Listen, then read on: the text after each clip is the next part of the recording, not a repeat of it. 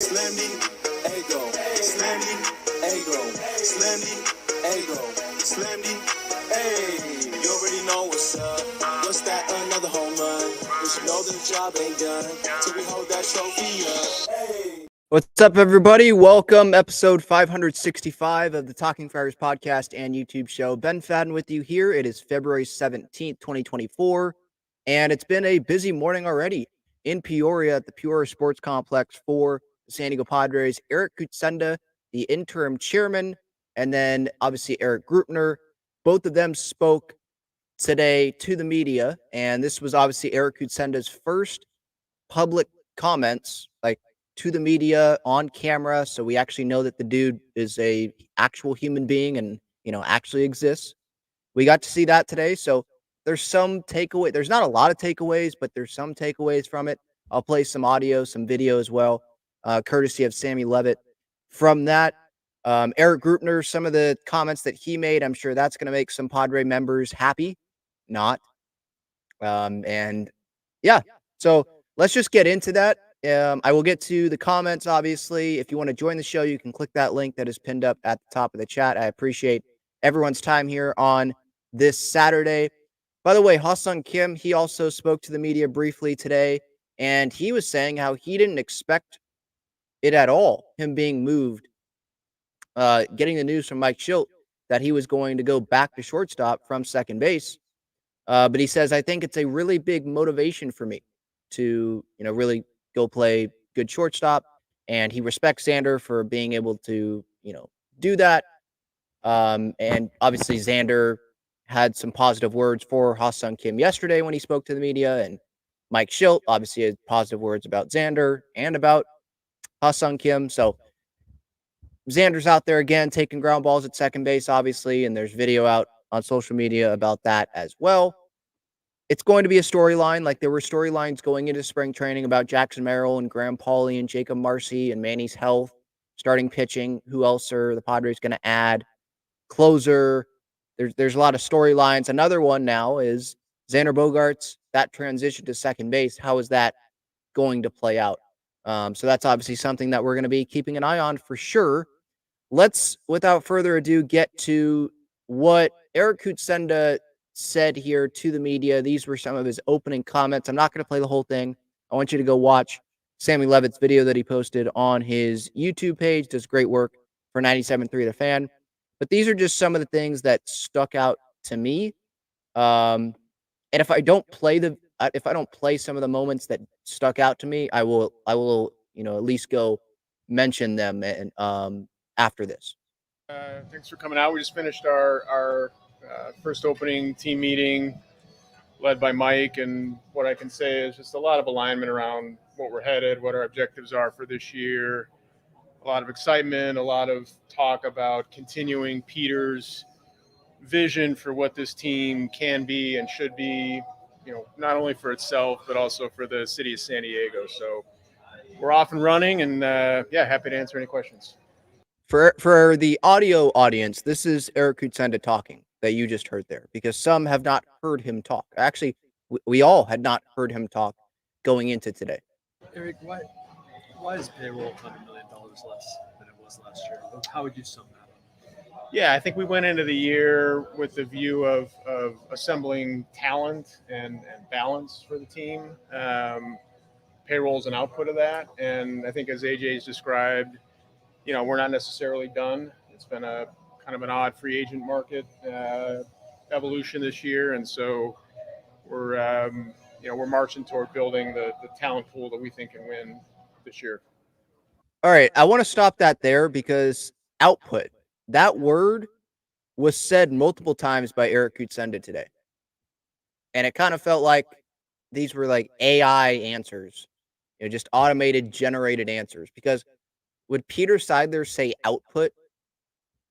Like, I know that people talk differently, obviously, but it just feels like we're getting it confirmed that this guy is more into like making sure the organization is stable financially, where Peter was more like, I'm trying to go win. I don't care how much money I'm spending, whatever it takes. I'm trying to go win for this city. How much flexibility is there for what the rest of the offseason might bring? there's flexibility. I mean, we don't get into specific payroll numbers, as you guys know, but we're working every day on different enhancements to the roster, as well as some trades and free agent stuff. So the roster is still in progress, and I think AJ's described that as well. Are you looking to reset the luxury tax this year? Again, that'll be an output of the mission of kind of bringing a talented group together. So we'll see. Peter was a long-time friend of yours. What's this transition been like for you personally, stepping into this role? He said that word output again. Yeah, Peter and I worked together for almost 30 years. More than that, we were friends for 30 years. I've been involved with the team as a minority owner and helper, I would say, in the background. So I've had some continuity with the ball club for a long time. That accelerated last year as Peter was working through some of his health challenges. So look, any transition like this is work, and the good news is we've got a lot of stability with Eric Grupner, with AJ Preller, with their staffs and leadership team, and my role is making sure that we're headed in the right direction. And the good news is Peter set that direction for more than a decade, and we're cranking on it. Eric, what is the reality of the TV situation in terms of cable, satellite, spring training games, and then for the season? Yeah, this is obviously a topic of discussion. Fans are interested in this, and so this answer here didn't really provide much clarity for fans that are trying to watch on cable. For spring training, what Eric is going to say here, for spring training, there's not really that. It's Padres TV. That's the option, webcast, listening on audio. And then during the season, it seems like Major League Baseball is working with them to do the same thing that they did last year. Yeah, so similar to last year, we're going to be on MLB TV, rebranded as Padres TV this year. So all of our spring training games will be available either through Padres TV or on Padres.com with an audio or webcast. So all the games will be available. MLB Media on our behalf is securing distribution agreements. We would anticipate that we're going to end up with all the same satellite and cable options that we had last year, and we'll release further details on that closer to opening day. All right, so I'm going to stop that there, and because I wanted to find one more clip. There was one clip here from Eric Grupner. Here it is. And this was him responding to a question about the decrease in spending, decrease in payroll, but then the increase in season ticket prices. This, I'm sure, does not make Padres members happy because he doesn't really answer the question other than say, well, the experience is great and we think it's a playoff caliber team.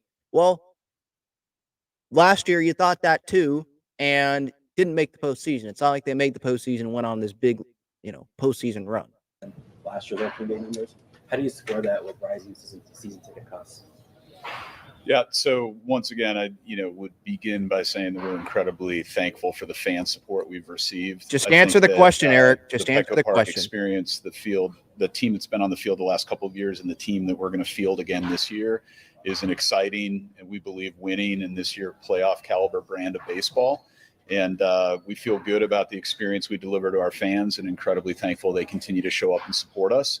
There's no way we would be at the levels that we're at right now in our market with payroll if it weren't for the fan support that we've received. So it really begins and ends with them, and it's incumbent upon us to continue to deliver both a winning product on the field and also a great experience for our fans when they come to the ballpark. And I feel confident we're setting up to do that again this year. All right, so yeah, Eric, essentially what I got from him there was, well, the experience is great. We live in San Diego, Petco Park, best ballpark in the country. And so you're paying a lot of money to be in the best ballpark in the country. There's talent on the roster. And if you want this payroll to still be high, guess what? We're going to keep raising those prices. Regardless of if the team is meeting expectations, regardless of if the fans are getting what they came and paid for, what they were expecting for. They did, because Padre fans, I think we can agree, we did not get what we were expecting last year, right? And this probably is not an apples to apples comparison, but if you go to the store and you buy something, you're expecting that thing to work, right? You're expecting something back from that. If it doesn't work, are you happy with the money that you spent on that item? No, probably not.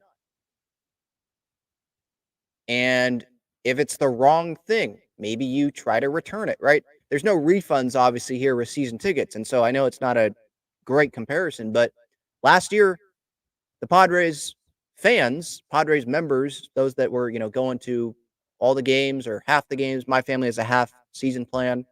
We go to those games and we're not getting what we were expecting. And it's sports. So I understand that we can't, it's not like you pay and you know what you're going to get.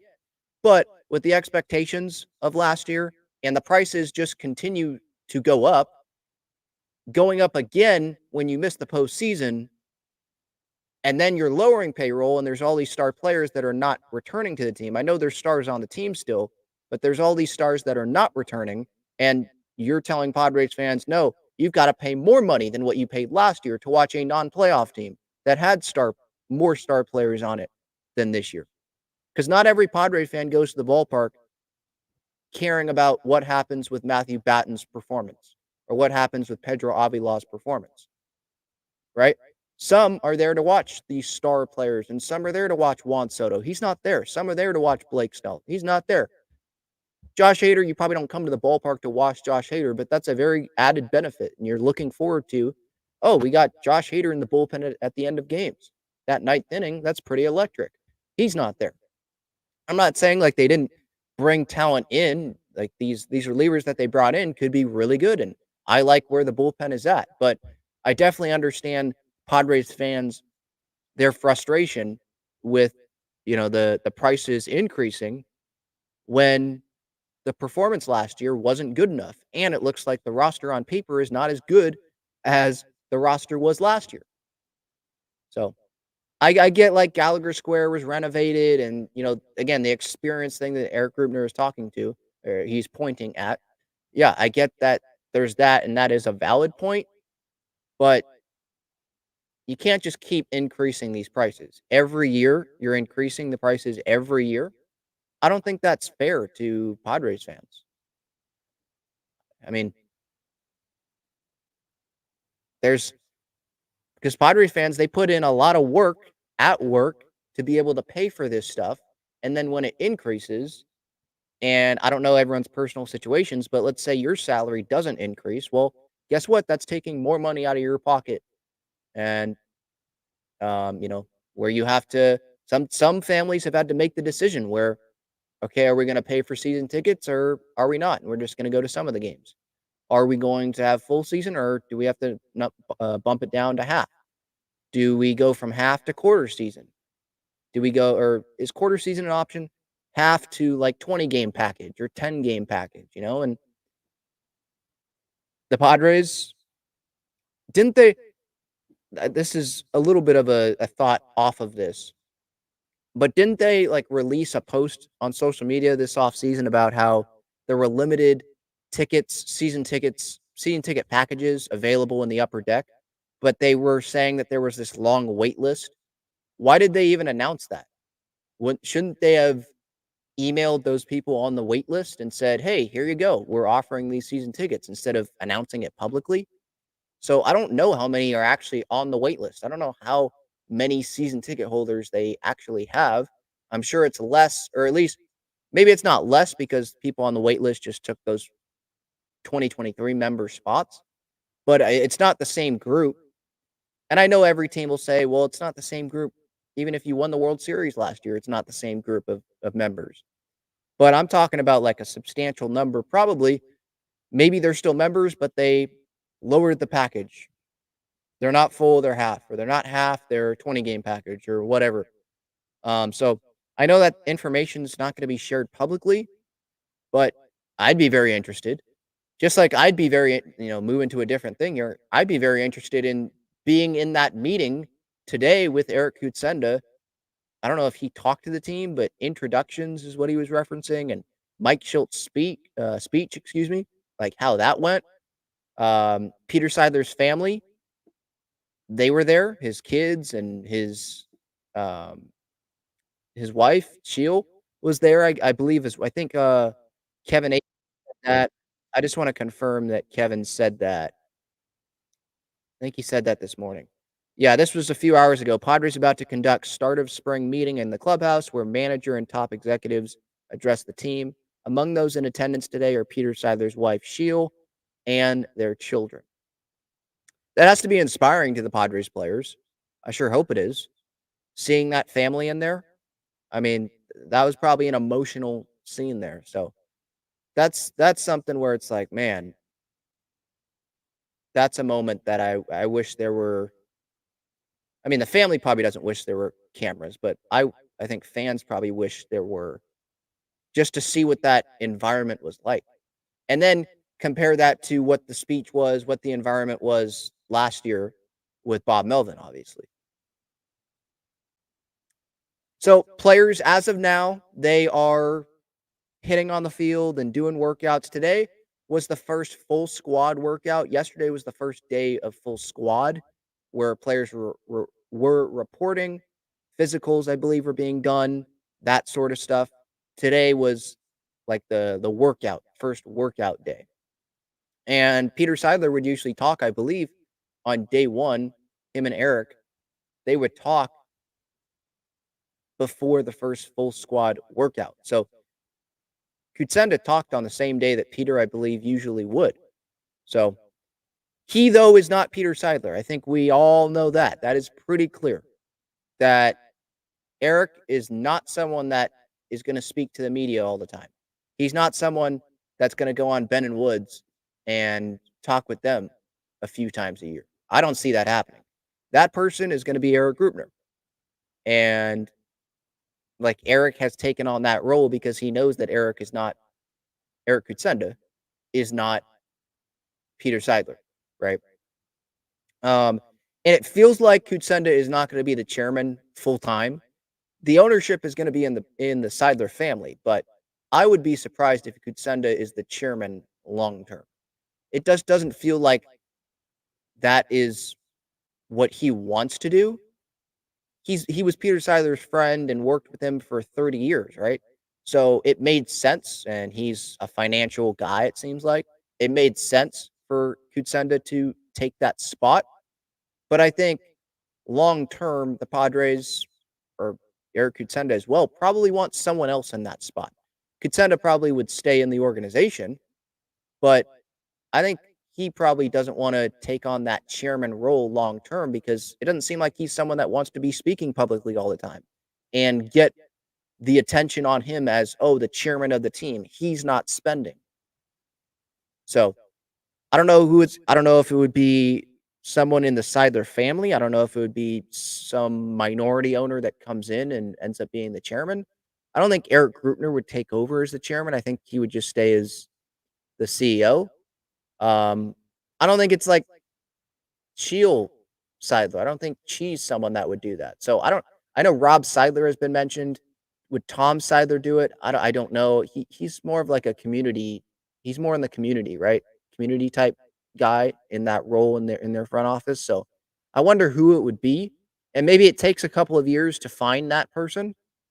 Or take some convincing from people with the Padres for that person. Maybe they're in the organization already and needs convincing to take on that role.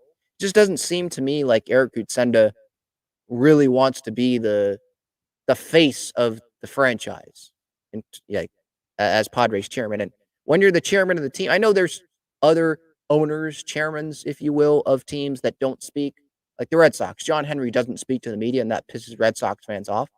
I think Padres fans were used to Peter Seidler and Ron Fowler, even back to him, talking to the media. So I think our expectation is that person is one of the faces of the team, and we're going to be putting them in the spotlight if things aren't going the way that we want in terms of like spending and commitment financially to the roster. And again, Eric just doesn't seem like that guy to me. So we'll see. We'll see if a change is made. when a change is made. But yeah, those are. I mean, my big takeaway from this press conference today, or this media scrum, was they're going to make some more moves, but the payroll is not going to be high. And it's not like these takeaways are mind blowing or anything that we didn't know. Um, they're going to be under the luxury tax. Eric is someone that got training from AJ Preller and Eric Grubner on how to not answer questions but give an answer. So yeah, that's really what I got on Eric Kutsenda finally talking to the media today. All right, quick break, and then I'm going to go to the chat. Check out Gaglione Bros' famous cheesesteaks and garlic fries on Friars Road. You can visit their website, gaglionebros.com, for their entire menu and enjoy their cheesesteaks and fries at Petco Park and Snapdragon Stadium as well. 619 Julian. I had a friend that was Julian, so I don't know. Anyway, I hope he's as good as Pete, man. Damn. C-Dub says, bro is probably AI. Yeah, I mean, he's actually a human. That's good. But I forget who it was. Was it Dennis or was it Kevin? He was on San Diego Sports 760 recently and was saying that, no, Eric Kutsenda actually, takes pride that was the only picture of him out there on the internet. He doesn't like being this front-facing public figure. So yeah, it's different than Peter. But there's other owners in sports, in baseball, that are like that as well. We're just used to having one of the more outspoken chairmans, someone that really cared about this franchise and would sometimes tell it just how it is, and he'll give his thoughts and he'll be optimistic because that's who he is. And there are some things like he would sometimes say, like, I'm not going to talk about that publicly to the media, and that's understandable, obviously. But it's different. It seemed like, well, it's not like it just seemed like. We knew. He was a Padres fan as an owner of the team. He wasn't just viewing it as a business. Julian says, honestly, liking the dude's positive vibe. So for so far, get a Peter vibe from him. Maybe kind of. I don't really get that vibe from him. I'm not saying he's negative. I don't want to make it seem like that, but no, I could definitely tell in those comments that he was different than Peter. CBS 121 says, bottom line for me is we need probably 2 starting pitchers and 2 outfielders minimum. They should go for a $200 million payroll. I think this fan base can support that. I don't think that's what's going to happen, though. I think the payroll is going to be 180, around that, 190. Because remember, we can't just look at the payroll on, let's say we go to Fangraphs right now, right? I'm pulling it up right now. We go to Fangraphs, we go to the payroll, and it says it's at 159 right now. That doesn't include that's not the luxury tax payroll. The luxury tax payroll is 215, a little over $215.6 million. So that's different. So if you're talking about actual payroll, it's probably going to be more like 180, because how much room do the Padres have in terms of luxury tax? Not payroll, the 159 estimated 2024 payroll number according to Fangraphs, but the luxury tax, because that's what matters here. And right now, they probably have, $20 million, 15, 20 million that they probably want to spend because they want room in case they want to add at the deadline. They don't want to be right up against that 237 number, right?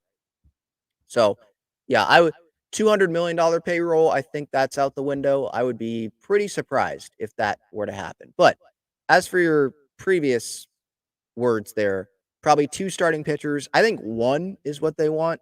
2 outfielders, maybe like a depth guy, but I think that 2 outfielders is probably what you want, but I think they really want to give Jackson Merrill a shot here in the outfield. And if it doesn't work, then they'll have maybe Profar play. They don't want that, but I see them signing 1 major league outfielder or trading for 1, at least. I don't know if I see 2 though. If it's 2, then maybe it's like an outfielder on a minor league deal or an outfielder on a cheap Adam Engel type deal like last year, 1 year, $1 million, like they did with Profar, another cheap one like that. I don't think they're going to be spending a ton of money there in the outfield. Let's say they bring in David Peralta or Eddie Rosario, that might be their one major league outfielder. And then maybe they go make a trade for another bat somewhere. But maybe that guy is not a starting outfielder. It sure seems like they want one of these guys, whether it's Marcy or Merrill, they want one of those guys to be on the opening day roster, and they're going to give them that shot, every shot. And if they're on the opening day roster, then they're probably starting. Because I don't think it's smart for the Padres to bring Jackson Merrill up, have him on the opening day roster, and have him not play. I want this guy playing. Same thing with Jacob Marcy, Graham Pauley, anyone that may be in the running, position player-wise, to be on this roster. Irie says, I think the dude Eric Kutsenda is chill. I like his vibe so far as well. I completely understand not telling the media how much money you have to spend. That gives other teams advantages over you if you're trying to acquire said guy. Trades and free agency is a lot like poker. You got to have a good poker face. We definitely got the wrong Peralta, though. David Peralta is a left-handed left fielder. Wandy, like, at that time, and I still have this reaction, I like having Wandy Peralta on the team. I just was surprised by that move, considering the other moves that they have already made this offseason, acquiring bullpen arms. I thought that they were good in the bullpen. And maybe they make some trades, and some of these relievers are off the roster, and it makes more sense with Wandy. But, like, with the budget, I wasn't expecting them to spend the money that they spent on Wandy Peralta, because that's less money that they can spend on, bigger needs, in my opinion, right now. Like the rotation, like outfield, like some more bats. So that's all. Like, I like Wandy I like the numbers, but it was that they're on a budget and that they already brought in a bunch of relievers. It was interesting. I wasn't expecting it. But AJ Preller makes moves all the time that we don't expect. And yeah, your point about telling the media or not telling the media about financials, yeah, you're not going to do that. No one does that, of course. I understand that.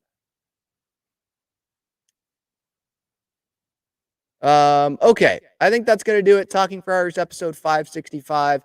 It's quick, obviously. I get that, but I just wanted to. Oh no, John's on here. Okay, John is here. I'm not going to end it then. John, what's up, my man?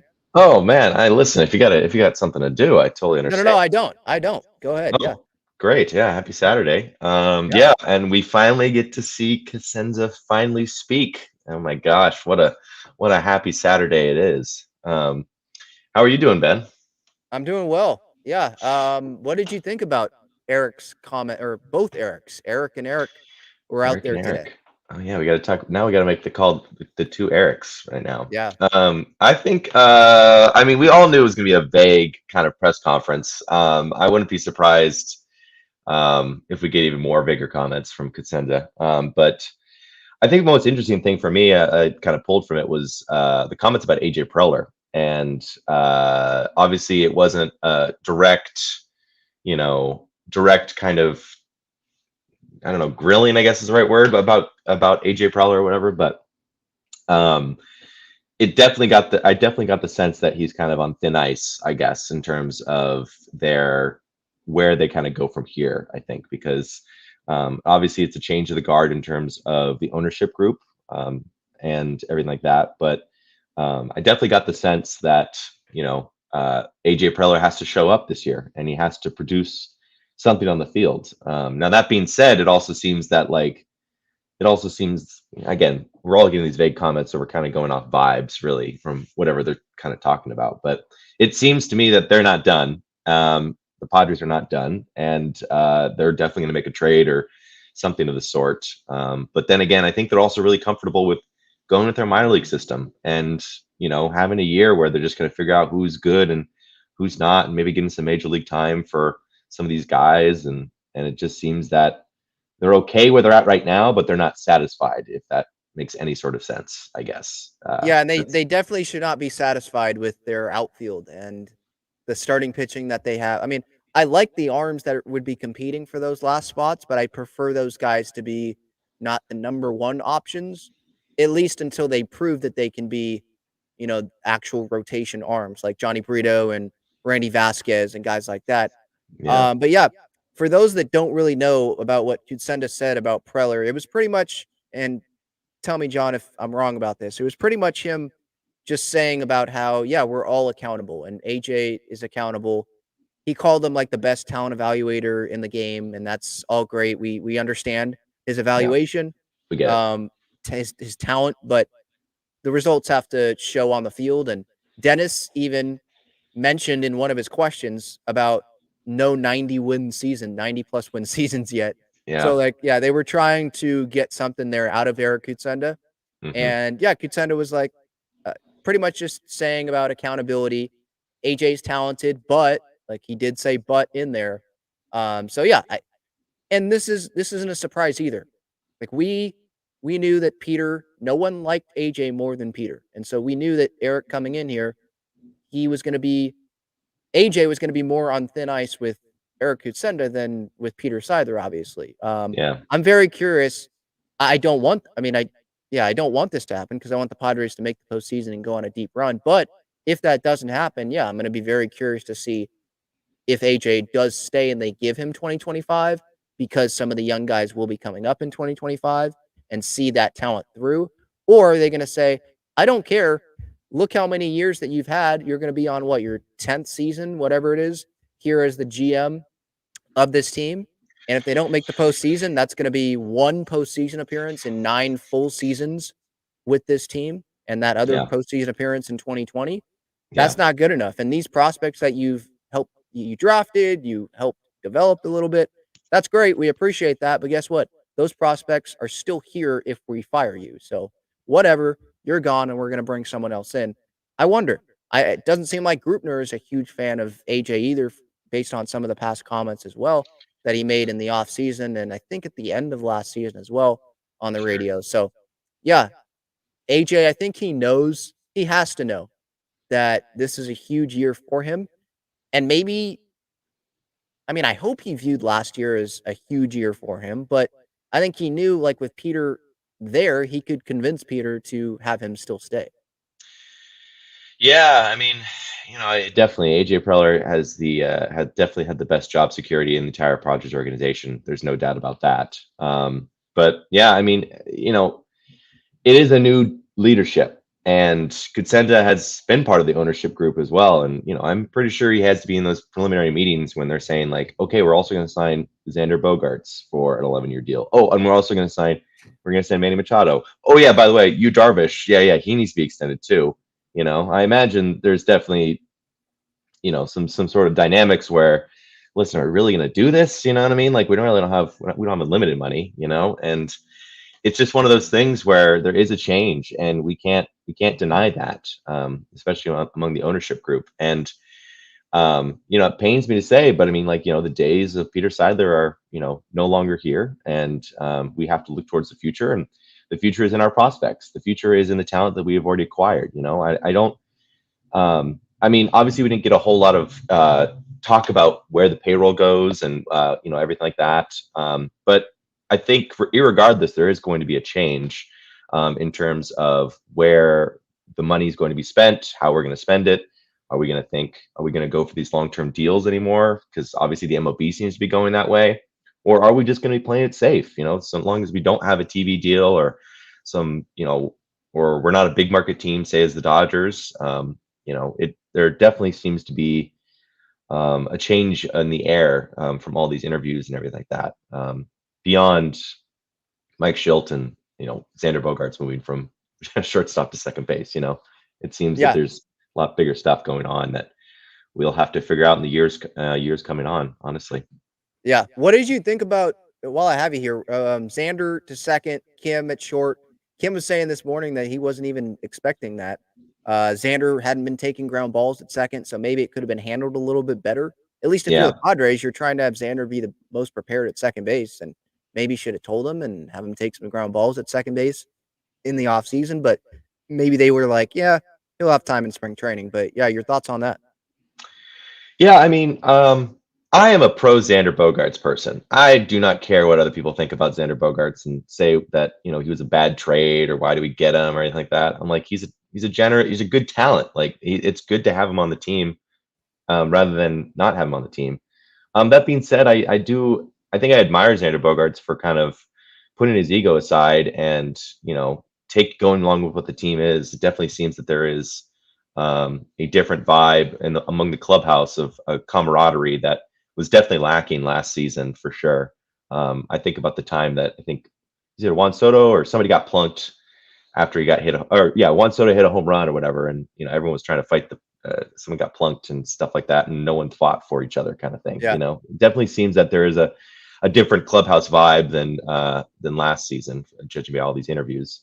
But yeah, I mean, it makes sense. Honestly, Kim is the better shortstop. I'm surprised that Jake Cronenworth wasn't even in the conversation about that as well. But Ha-Seong Kim won a Gold Glove, and I mean, we're really talking about a razor thin margin in terms of the fielding abilities of both of these players.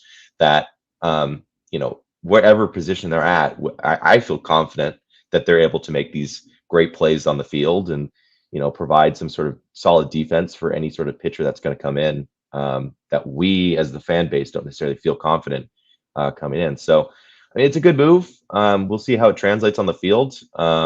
I know that there'll be a little bit hiccups every once in a while, but I mean, it's a change, and it's definitely something that was going to happen eventually, and Yeah.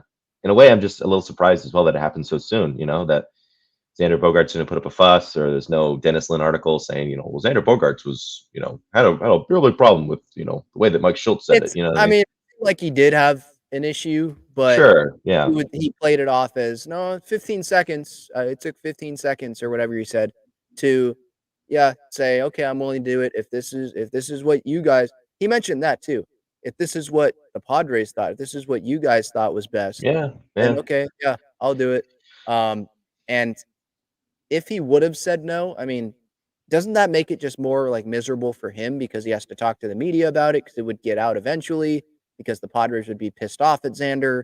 hmm So he kind of like had to say yes. But if you hear him from his comments yesterday, I thought it was pretty clear that he willingly moved to second base, if that makes sense. yeah, yeah. I mean, he knew. I think, yeah, he definitely. I mean, he said it in his press conference. He knew it was going to happen eventually. He just didn't think it Yeah. would happen so quickly, And yeah, I mean, I wouldn't be surprised if first base was a conversation starter as well. But it's one of those things. I feel like it's also a Seems sensitivity thing. he seems so like pissed off if anyone ever mentions first base. Like he does not want that. I'm like, dude, do you not see Bryce Harper move to first and look how that has worked out? Like it seems like he acts like first base is the worst thing possible for his career. I get it when he's in his prime like this and he just signed a contract. Like Yeah, that's a big ego hit, and he of doesn't want course. to do that. I get that, but moving to first, like there's plenty of players that have done that in the past because that's just what's best for the team at that point, and you're there for your bat. And he even mentioned that yesterday. So I don't think he's gonna move. It feels like that's more of a Manny thing at some point. But for any Padres fans that are pushing that, like I said that yesterday, that is way too early. I totally believe in Manny bouncing back and his defensive ability. Let's not forget that this guy's one of the best defensive play infielders in baseball when he's healthy, one of the best defensive um, third baseman in baseball, and he still has years left at third base. This is not like he's going to play the last how long was his contract? He's not going to play the last 8 years at first base. It's going to be less than that. Yeah, and I mean, and quite frankly, I mean, this season is not contingent on Xander Bogaerts moving from shortstop to second base. It's whether or Right. not Xander Bogaerts can hit and And he can Manny stay healthy. Machado stay healthy. Yeah, and Manny Machado can hit and Tatis can hit. Like this is not. We didn't lose off our defensive ability last season. We lost in one-run games in extra innings. Like these are hitting situations, and we expect these guys to hit. And they obviously they had above league average seasons, right? But this is not. It was not the caliber that we signed them up for, that we wanted them to be. Xander Bogaerts is a solid hitter and a consistent hitter at that.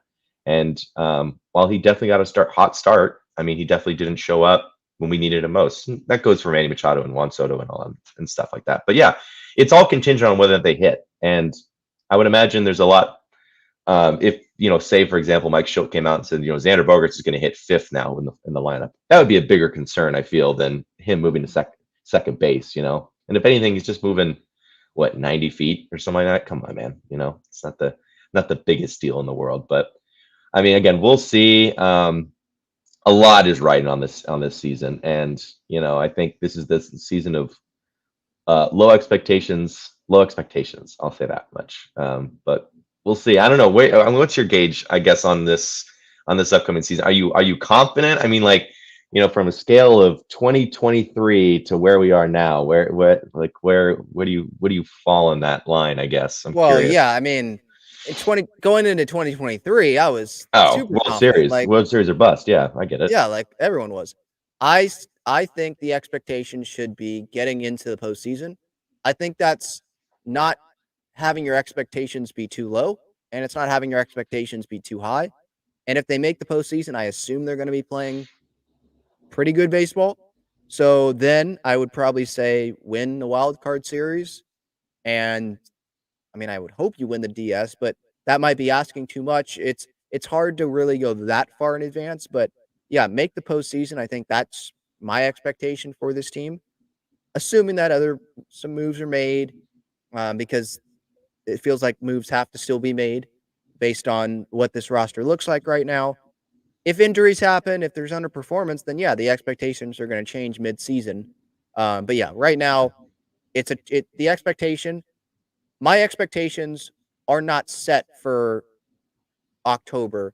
My expectations are set for making it to there, right? Like last year, our expectations were what's happening in October. Our expectations now are probably get to that, and then we can set our expectations for the month of October. What's going to happen? What we want to happen then? I mean, that's really how I'm viewing it right now. Yeah, I mean, for me at least, I think I have much lower expectations, obviously, for this new year. I think obviously I want to make the wild card or even the playoffs, or even make it be a competitive division a little bit. But that's kind of wishful thinking, considering where the Diamondbacks are and the Giants are kind of heading and everything like that. But I think I have more expectations in terms of the prospects that we're kind of bringing up, because I mean, it hasn't quite explicitly been said or whatever, but it seems that the Padres are definitely relying on, the farm system and building up, and finally not like emptying the farm system in order for like a quick cash grab of some big major league guy. It seems that like it's a completely different direction of where they're going to be going, or where they have gone in the past. And I expect there's an expectation, at least for me, that one of these guys will shine, I think. And if, maybe he, obviously one of these guys won't hit, 300 or something like that going to the big leagues, whatever, but it be a bat that is, dependable in a way. And, much like a Campusano, I hope he'll have a good breakout season and he'll stay healthy as well. And just really kind of be one of those consistent, be one of those like reassurances, I think, for this fan base, that like we have a homegrown talent and we have something that we can actually, we feel prideful of, rather than, these guys that are coming from different leagues or different divisions or teams or whatever, I mean, and we as a fan base can feel emotionally invested in these people, I guess. We'll see. But there's a lot of questions that I have no answers to, and I am just waiting and seeing and praying. Honestly, we'll see. Yeah, we're all in the waiting game to see what other additions are made. John, thanks so much for coming on. I appreciate it, man. No problem. Have a good one. Okay. All right, you too. Yeah, so yeah, it's just there's questions, and we're kind of playing the waiting game with the roster, and waiting game for opening day as well, because it's February 17th.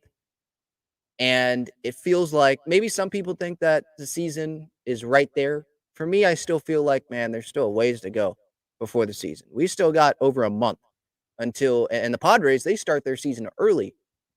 We still got ways away before this season starts on March 20th in Korea. And then there's a little bit of time off before starting the season back in in the United States when the rest of Major League Baseball kicks off. So lots of time to continue to talk about this team. I appreciate everyone for tuning in here. Episode 565 of Talking Friars podcast and YouTube show. Brought to you by some of the great partners of this show. FOCO, they've got some great Padres bobbleheads and collectibles. Breaking Tea, Padres shirts, sweatshirts, Aztecs, Wave, Aztecs. Good win last night against New Mexico. Shut up Jalen House, which is obviously always nice to see. Underdog Fantasy, 100% deposit match up to $100. If you click that link in the description, use code Talking Friars. Same code for SeatGeek, $20 off your first order there with SeatGeek. Great events, a lot of options there. Maybe save that for the Padres season that is coming up, or maybe for spring training that is soon to be. Some of these games, Cactus League action, soon to be. All right, that's it. Thank you, everyone, for the time. Enjoy the rest of your Saturday, and I'll talk to y'all later.